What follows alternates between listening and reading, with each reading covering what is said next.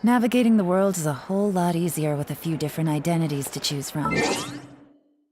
Need me?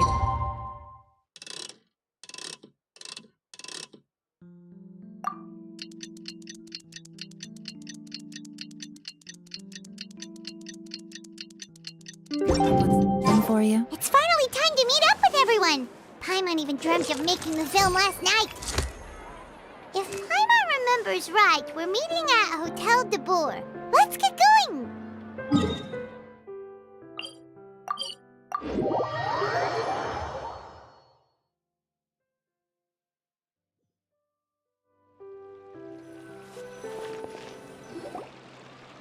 Ayaka! Yoimiya! You're already here! Good morning. Xavier said yesterday afternoon went well. Yeah, and how about you, Ayaka? What were you up to yesterday? After we split up, Ayato went to see Udex Nervillette at the Palais Marmonia. I was originally thinking of going with him, but he said he could manage it himself. He told me to go see the sights around Fontaine and to enjoy the local culture. So I rode the aquabus with Yoimiya and visited the opera house on Aranias Island. Yeah, you wouldn't believe what we saw there! 2 mechanical puppets that were dancing together! You've already seen them, right? Yeah, those two! Amazing, aren't they? We sat and watched for quite a while. It was mesmerizing. Like we could keep watching them forever. Oh, it was the same for us the first time we saw them, too! Afterwards, we went swimming at the beach! Well, diving, to be exact. It was the first time I ever breathed underwater! I held Ayaka's hand and we counted down together. 3, 2, 1, and then splash! We were beneath the waves.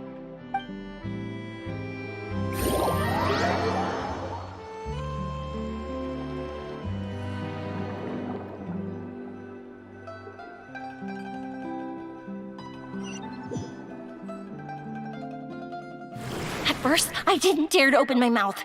But once I couldn't hold my breath any longer, I decided to take a big breath in. Turns out the water wasn't as salty as I imagined. It didn't really taste like anything at all.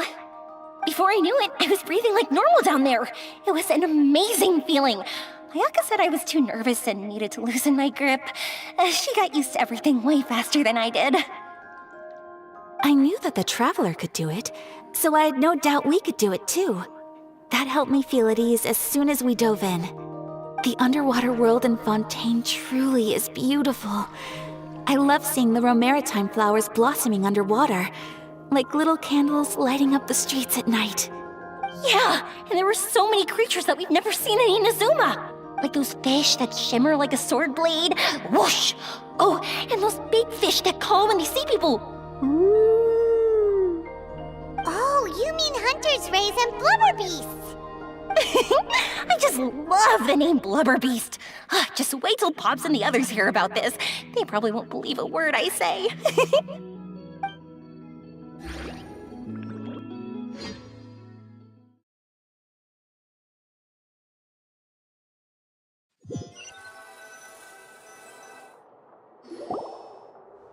Yoimiya was down there for quite a while. It was dark before we finally rode the aquabus back to the city. I figured she'd want to sleep in today. Yeah, even I was worried that I wouldn't be able to get up. I still felt like I was drifting in the waves when I went to sleep last night. But as soon as I woke up today, I remembered that we'd all be shooting a film together, and I was ready to go. Speaking of the film, where's everybody else? My brother and Xavier were speaking to the restaurant owner about using the place as a filming location. They should be here soon. As for the others, We're here. Please excuse my tardiness. I just finished the Special Patrol's 6-mile morning jog. Wait, 6 miles? I'm so tired. I heard you all chatting, so I decided to come down. I sure could use some of that endless energy everyone else has. Good morning, everyone. Morning. Can someone fetch me a cup of coffee? More milk, hold the sugar. Sure, I'd be happy to do that for you. No, you can't go anywhere. Please, Have a seat over here so I can get started on your makeup. Ugh, the last thing I want is coffee stains on my costumes. I can get the coffee. It's the perfect job for an assistant.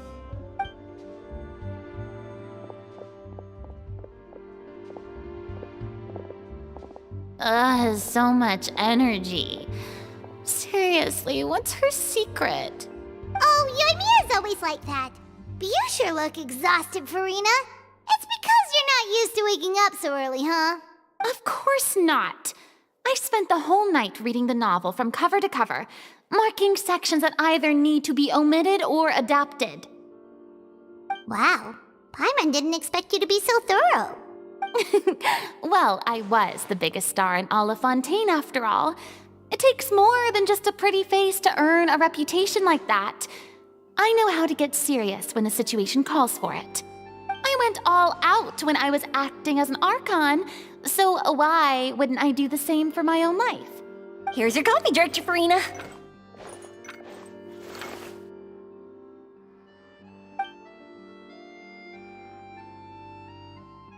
Oh, thank you.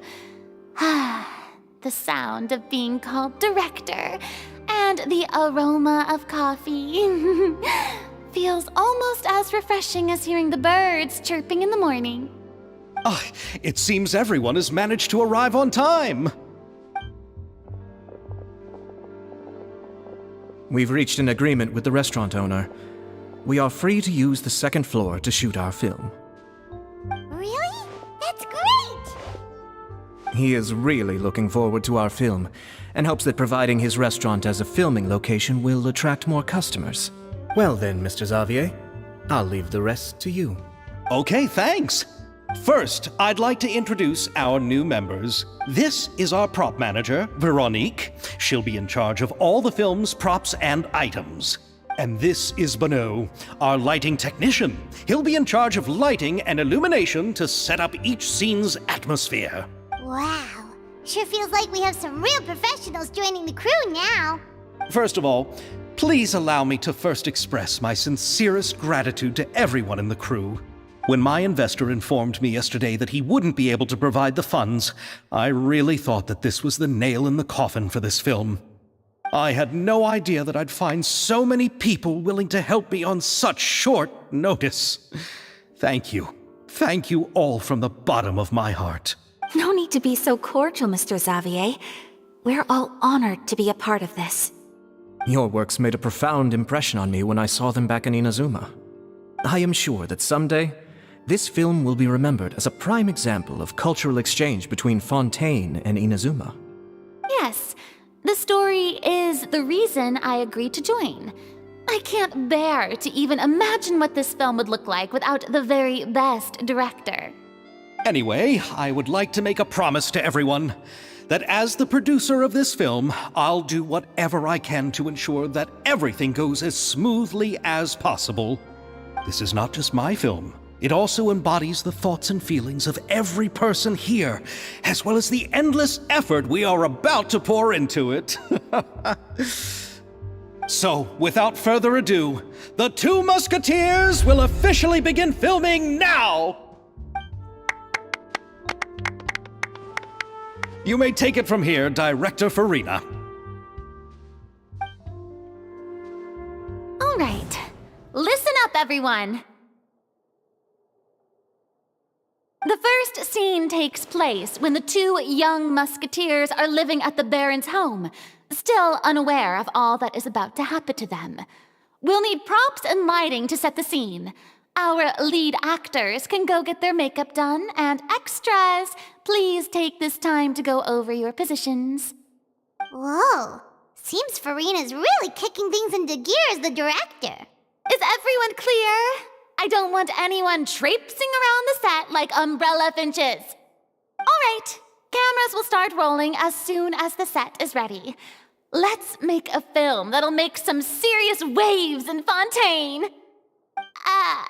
Not the kind of waves that drown people. I mean, the good kind of waves. Seems like she's still a bit traumatized by that.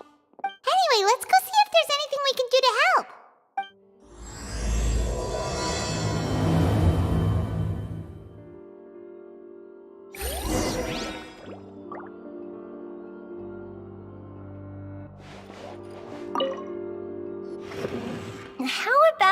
Here. A little more to the left. You got it. Hey, Yoimiya, do you need a hand? No, I'm fine. You know, doing the lighting is kind of like designing a fireworks show. It's interesting to imagine what kind of atmosphere the lights will create. I heard that the Traveler will be operating the camera and Paimon will be the clapper loader, right? Those roles are just perfect for the two of you. Really? Is that because it'll be easy for Paimon to hold the clapperboard while flying? Well, sure, there's that, but that's not exactly what I meant. I just think that after all your journeys together, you two must have developed a super close bond and just naturally know how to work with each other.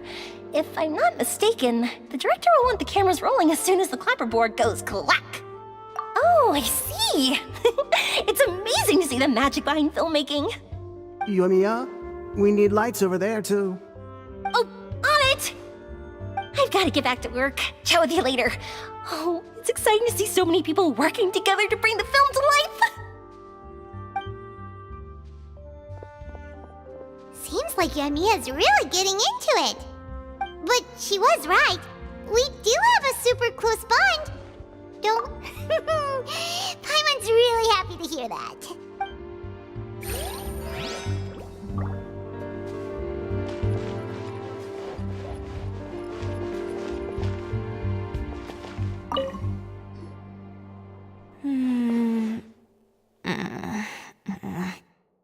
Ayaka has mentioned you to me before. She said that you two were great friends when you were kids. No talking. I'm thinking about how to do your eyeshadow. Ah, yes. To help me really look the part.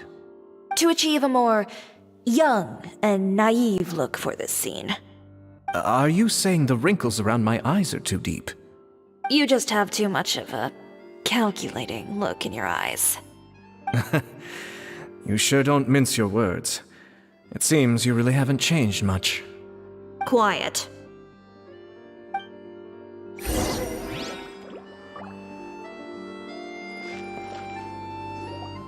So, this is a real musket? No, it's just a prop weapon. Not bad. Have you seen a real musket before? Only in books and newspapers. I made this one based on the relative shape and proportions I saw in reference images. When we're filming, some special gunpowder will be applied around the muzzle, which will help create the flash and smoke effects of a real gun being fired. Which means it'll be up to the actors to portray the recoil. That's right. The sound effects for gunshots will also be added in post-production. Thank you, Veronique. I think I know where to start now. However, the musket's gears and firing pin could still use some work. Adding some wear on the metallic components will make them appear more realistic. Also, be sure to rub the muskets with some oil each time before we start shooting. That'll give the impression that the firearms have been well maintained. Good point. You seem to know a lot, Miss Chevres. I assume you use these types of firearms on a regular basis? Yes, I perform routine maintenance on my weapons every day. Just like we as people need to eat and sleep, muskets need to be cleaned and maintained. I also perform similar care for my sword every day, and familiarize myself with its shape and weight, to the point where it feels like a natural extension of my body. Yes, this way, our weapons will never betray us in the heat of battle. Yes, well said. It seems we have the same philosophy on this topic. Oh, sounds like they found a common interest to talk about. Though these props differ from the muskets I use, I can still give you some pointers. Good. I look forward to your instruction. First and foremost, never point the weapon at anyone, regardless of whether it's a real or prop weapon or whether you're holding it or it's on the table. This holds for any time when you're not actively engaging an enemy. Okay, understood. When aiming the musket, extend your arm so that it's level with your shoulder and use your eye to look down the weapon's sights. Like this? Not bad. Now, try saying your lines. This is the end of the road for you. Good. Now turn your body a little. That way, you'll give your enemy less of a target to work with. And relax your shoulders. Here, allow me to demonstrate. This is the end of the road for you. Huh. Excuse me, Miss Chiori. Director Farina, there's something I wish to discuss with you. Oh? What is it? Like this? Yes, much better. What do you think? I do see your point. But are you sure you wish to do this? I believe it would be most fitting. Well, if you insist. All right, I understand. Miss Ayaka, Miss Chevris, could the two of you please come over here? Huh? What's going on? Are we gonna start filming now? Let's go see. What is it? I have a question for you, Miss Chevris. Would you be willing to play the role of a musketeer? What? To clarify, I would like to turn over my role to Miss Chevris. But brother... Don't worry, Ayaka. I actually view this as a good thing. I was becoming troubled trying to set aside some time to speak to the staff at the Palais Mermonia. I would like to have some conversations about the cultural exchange between our two countries, and I've heard that the bureaucratic process here can get rather complicated. Now, I will be able to focus on my work. Besides, you also know that I'm not really one for public performances. Are you really sure? From a director's point of view, I also felt like the relationship between the two musketeers in the original story could be improved. The older brother in the story plays the lead role with his overbearing character, but this causes his character to overshadow that of his sister, and the theme of the two supporting and relying on each other isn't conveyed very well. But if we were to change the siblings to two sisters of a similar age, then that aspect of the story might come through more clearly. Also, I've seen you instructing Ayaka. That cold and dignified personality is exactly what we need for the older musketeer. Of course, even with all these insights, the decision should still be made by Miss Chevris. Chevros mentioned that she really likes the story, right? Paimon bets that she'll take the role. All right, I'll take the role. Good. It's decided then. I'll get started on making edits to the script. We'll also need to make some immediate adjustments to the lighting, props, and costumes. I have a feeling that our adaptation will be even better than the original story.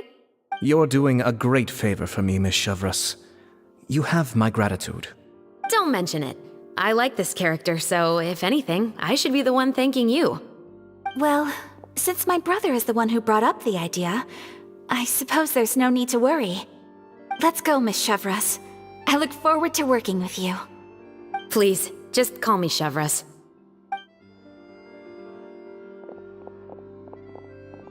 Seems like you're really going out of your way to solve the problem I was having with your makeup. Surely you jest, Chiori. I assure you that I was mostly motivated by a desire to spend more time on formal business. Oh, come on. You really think I'd buy that? According to what I've heard from Ayaka, her brother is someone who can juggle 10 different matters at the same time. I'm sure you have other reasons for backing out. Perhaps. Ayaka always said she wanted to go out and see more of the world, just like the Traveler. But I feel that she needs not only to see other nations, but also to make some different kinds of friends. I think it would be harder for her to make new connections with me constantly by her side. I would like to give her some space. Alright, go on. Spoil her some more. Ayato! It's too bad you're stepping down from the role. Paimon really wanted to see you act as a musketeer. No need to poke fun at me. I'd wager that you also felt that I wasn't the best candidate for the role. It's a little hard for Paimon to imagine you saying those lines. Yes, I've made an appointment to meet some people from the Palais Mermonia. Now, I will have some more time to prepare. Traveler, get the camera ready. Paimon, get the clapperboard. Actors to your positions. We're about to start shooting the first scene. Go on now. And please take good care of Ayaka. Yep, don't worry. Thank you. I look forward to seeing the film when it's finished.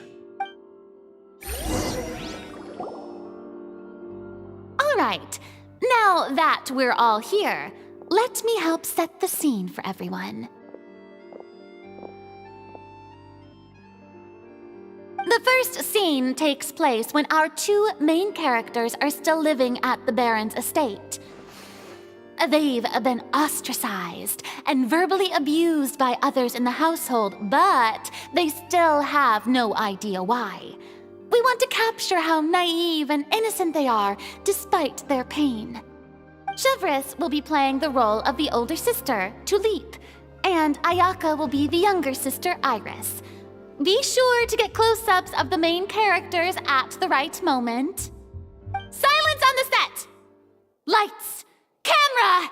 Action! Let's go! Tulip, Mother's been out for quite a while now. Perhaps she went to pick some flowers on the way home. You know how she loves flowers. Iris, Tulip! I'm home! Mother! You were out for so long, we were beginning to worry about you. I'm sorry, but I'm back now, safe and sound. Here, I brought your favorite treat, apple turnovers. Mother, what are those bruises on your hand? Huh? What bruises? Oh, I must have bumped into something while I was working yesterday. But I didn't notice them this morning. Then perhaps they're from when I accidentally tripped when I was out just now. By the way, did you have fun playing at home? What's the matter, Iris? Well, we've realized that no one really wants to play with us. They even took Iris's doll and spat at us. And they even called us names. They said we were... Shh! It's all right, don't worry. It doesn't matter what anyone says. Don't listen to them. No one can define you with such words. You both have wonderful lives ahead of you. Just like your names. You will both blossom like beautiful flowers. Maybe your time to blossom hasn't quite come yet, but one day, you two will bloom more beautifully than anything else. Don't let the soil you're in now ruin your future beauty. Understand? My dear daughters. And cut! Not bad. The actors' emotions were all on point. Let's keep that take. Also, if our clapper loader could avoid shouting at the start of the scene next time. Oh, got it. Great. I was a little worried that my nerves would get the better of me. What about you, Chevris? I felt fine. The lines weren't too difficult at all. Seems like Farina must have adapted the role nicely. You two were great. I couldn't tell it was your first time acting in a film. You should have more confidence. Thank you for your encouragement. Positions, everyone! We'll move on to the next scene after we try a few more camera angles.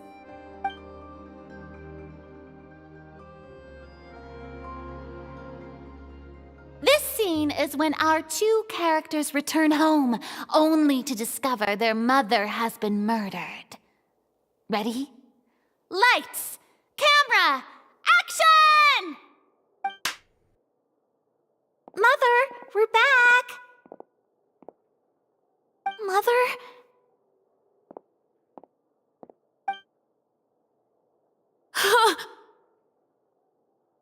What's wrong, Tulip? Iris, stay away! Huh? Why? What's... Mother! Mother... She's... Huh? There's poison in this cup. Huh? I could have sworn I've seen this kind of cup before. Those aristocrats. They didn't even try to cover up their actions.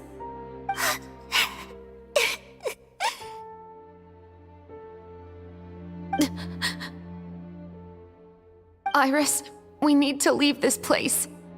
Leave? But now that Mother is gone, where can we even go? Anywhere. All I know is that we can't stay in this house.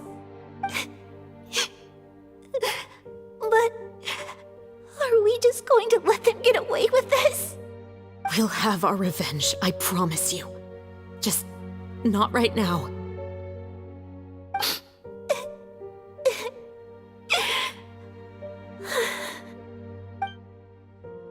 Come on, let's go. No, wait. We can't just leave Mother here like this. At least let me leave this rose with her. That's why we went out in the first place. To buy her this flower. All right. Goodbye, Mother. We'll avenge you. Someday. And cut! Beautiful! Great performance! Oh my, you're so amazing, Ayaka! And were those real tears I saw? How did you do it? I was surprised too. Thank you for the kind compliments. Actually, as soon as Director Farina said action, I told myself not to think about anything. I just felt the weight of the moment and became the character. It's quite similar to practicing the art of the sword. You clear your mind and focus only on what's happening in front of you. Ayaka's performance was amazing. Have I discovered an acting prodigy? Pipe down, everyone! We need to move on to the next scene!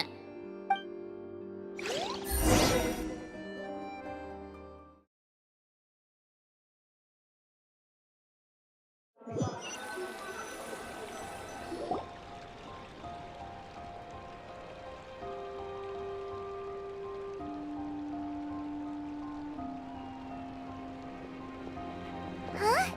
Are we done already? But Paimon wants to keep playing with the clapperboard. How do you feel, Traveler? Is your arm sore from holding the camera all day? Good work, you two. You too, Shivers. You were quite the actress today. I've read this novel many times before. I have a good grasp of my character's mindset. Anyway, do you remember my request from yesterday? Oh, right! We were having so much fun that Paimon nearly forgot! You have a case where the murders seem really similar to the cases in the novel, right? So, how are they similar exactly? In the story, the main characters grow up to become two musketeers, always using their guns to carry out their revenge. And on each of the victims, they place a rainbow rose as a signal that they've returned. Yes, that's correct. We found rainbow roses just like in the novel. Oh, that does sound pretty concerning. Especially after seeing the script today. Oh, now Paimon can't stop wondering what kind of ulterior motive the murderer might have. What do you think, Traveler? You're smart. Paimon wants to hear your thoughts. Good. On behalf of Fontaine's Special Security and Surveillance Patrol, thank you for your dedication to justice. There's no time to lose. We should start investigating right away. Follow me. Huh? Right now? Well, we just got done filming all day. Paimon's so tired. The most valuable intel always comes after nightfall. They are like small, remote islands in the middle of the sea. If you don't stay vigilant, you will pass right by them in the fog. That's how one of my favorite books always puts it, at least. So, where are we going right now? Let's start by checking out some workshops that sell mechanical components. If the culprit is making their own weapons, it's very likely that they'll visit those sort of places.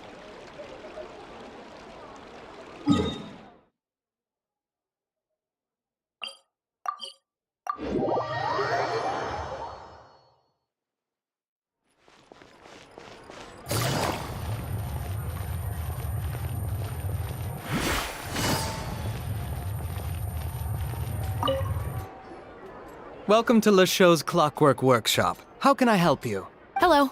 I'd like to know if anyone has purchased some special components lately. Special components? Sorry, could you be more specific? I mean the kind of components that aren't typically used for clockwork toys, but for firearms. Huh? For firearms? No, we don't sell those sort of things here. Don't misunderstand. I'm not here to cause any trouble. We are merely investigating a case, and we're hoping that you could cooperate. Well, to be completely honest, I'm not even sure what kind of components that would entail.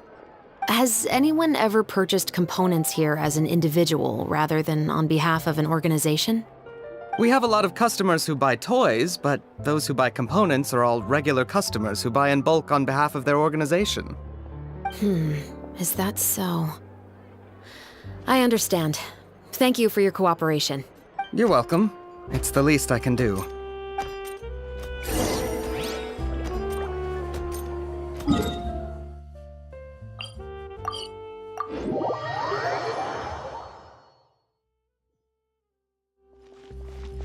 Take it easy.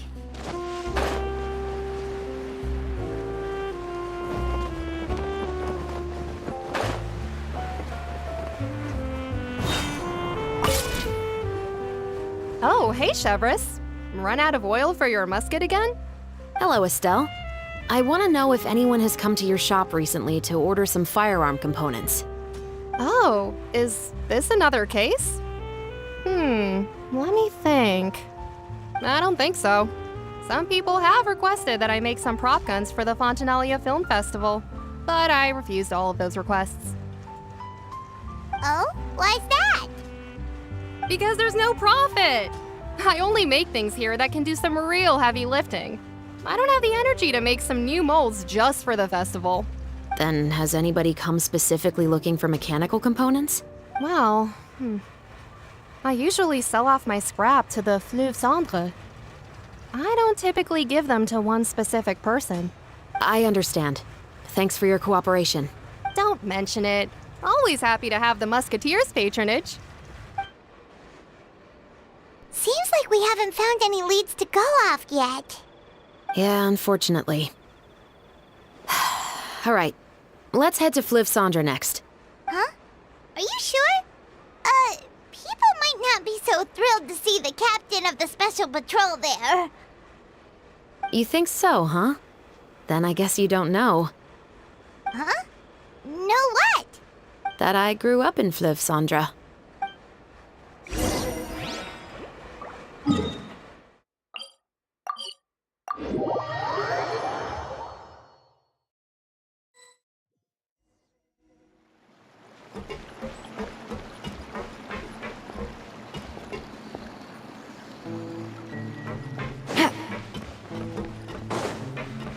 Take it easy.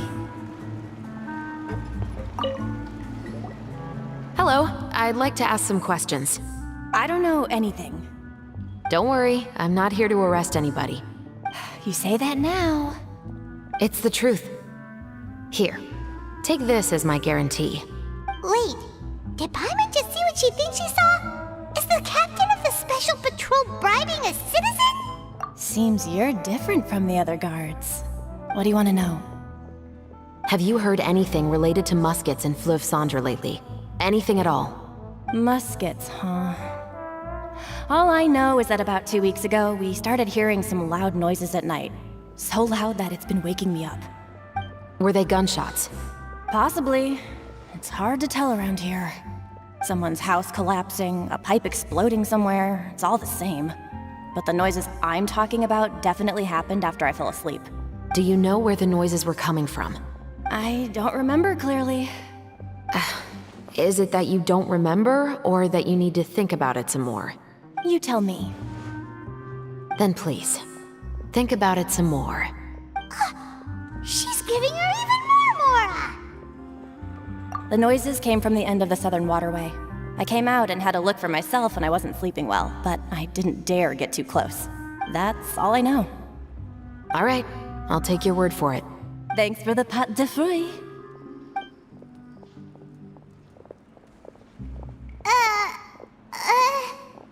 No need to be surprised. I grew up here, remember? I know how to get people around here to talk. My apologies, I'm all out of sweets. Though I do have some other tempting snacks in my custody. Fries, fried chicken, and even onion rings. But taking care of junk food is my responsibility. You're better off sticking to your normal, nutritious diet. Now then, let's keep going.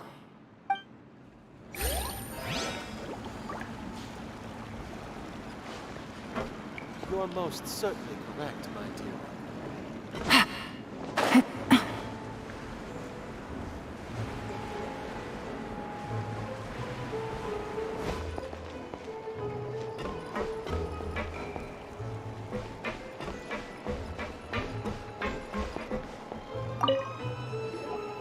It's been a while, Tetro.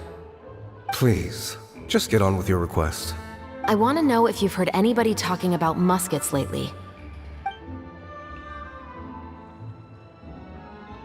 Information isn't free, you know. I've heard that bandits have been extremely active in the countryside recently, and they've been affecting the delivery of goods to Poisson. I can allocate some more manpower to help out with that problem. What do you say? You're still as helpful as ever. One of our men got drunk at dinner about a month ago and lost his gun. 3 days later, it turned up in the corner here. What's weird about that? He just forgot where he put it, right? This is Fleuve Cendre, my friend. Anything of value left in the tavern won't ever make it to the next day. But that gun turned out to be an exception. It didn't get any new wear and tear on it, and didn't even appear to have been fired. We were quite mystified as to what could have happened. I suspect it came back because the weapon was already known to the guards.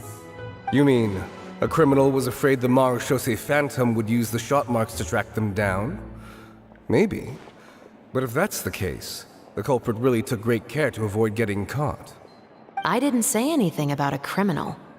In Fleuve Cendre, knowing who was killed is as easy as knowing what clothes you're wearing today. It's the guy living in the east side, isn't it? I've never liked him. Every time he's here, he just orders a drink and sits there with a nasty look in his eyes. So, who was the one who lost the gun in the first place?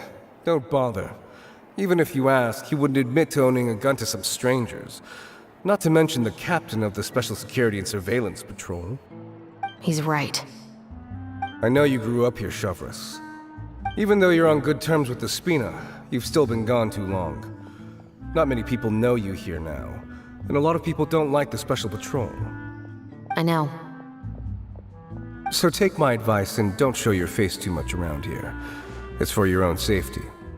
I'll come and go as I please, and I'm afraid I'll be appearing more often due to my work. All right. Don't say I didn't warn you.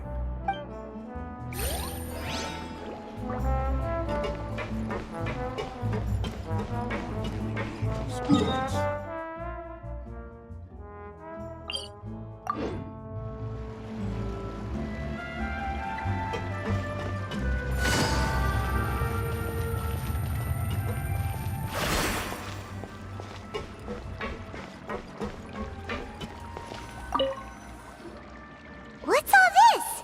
Some broken planks and barrels, as well as some liquor bottles? Yes, but have a closer look, Paimon.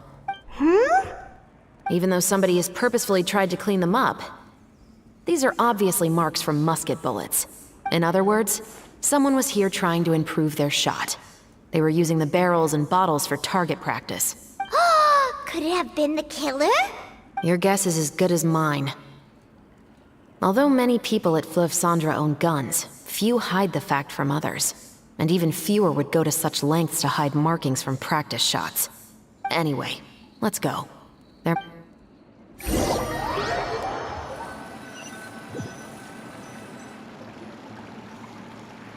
Seems like that's all we'll be able to uncover for today. Paimon feels like we managed to learn a lot more here than up on the surface. Yes.